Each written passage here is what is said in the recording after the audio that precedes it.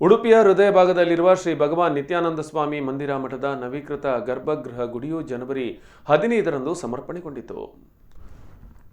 ಕೊಡಬೂರು ಶಿರಡಿ ಸಾಯಿಬಾಬಾ ಮಂದಿರದಿಂದ ನಿತ್ಯಾನಂದ ಸ್ವಾಮಿಗಳ ವಿಗ್ರಹ ಮೆರವಣಿಗೆಯು doctor ರಂಜನಾರ್ pi Bengaluru ಇವರ ದಿವ್ಯಹಸ್ತದಿಂದ ಉದ್ಘಾಟನೆಗೊಂಡು ವಾಹನದ ಮುಖಾಂತರ ಆದಿ ಉಡುಪಿಯಿಂದ ಕರಾವಳಿ ಬೈಪಾಸ್ ಮೂಲಕ ಗೋವಿಂದ ಕಲ್ಯಾಣ ಮಂಟಪಕ್ಕೆ ಬಂದು ಅಲ್ಲಿಂದ ಕಾಲ್ನಡಿಗೆಯಲ್ಲಿ ಜೂಡುಕಟ್ಟೆಯಿಂದ ಚೆಂಡೆ ವಾದ್ಯ ಭಜನೆ ಟ್ಯಾಬ್ಲೋಗಳೊಂದಿಗೆ ರಾಜ್ಯದ ವಿವಿಧ ಭಾಗಗಳಿಂದ ಭಕ್ತಾದಿಗಳನ್ನೊಡಗೂಡಿ ಶ್ರೀ ನಿತ್ಯಾನಂದ ಮಂದಿರಕ್ಕೆ ತಲುಪಿತು. ಸಾಯಂಕಾಲ ವಿವಿಧ ಧಾರ್ಮಿಕ ವಿಧಿವಿಧಾನಗಳನ್ನು ಪೂರೈಸಿದ ಬಳಿಕ ಗಣ್ಯರ ದಿವ್ಯ ಉಪಸ್ಥಿತಿಯಲ್ಲಿ ಧಾರ್ಮಿಕ ಸಭಾ ಕಾರ್ಯಕ್ರಮ ನಡೆಯಿತು.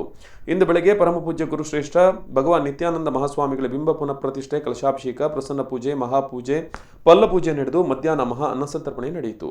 ಸಾವಿರಾರು ನಿತ್ಯಾನಂದ ಭಕ್ತರು ಈ ಪುಣ್ಯ ಕಾರ್ಯದಲ್ಲಿ ಭಾಗವಹಿಸಿ ಭಗವಾನ್ ನಿತ್ಯಾನಂದ ಗುರುಗಳ ಆಶೀರ್ವಾದ ಪಡೆದರು.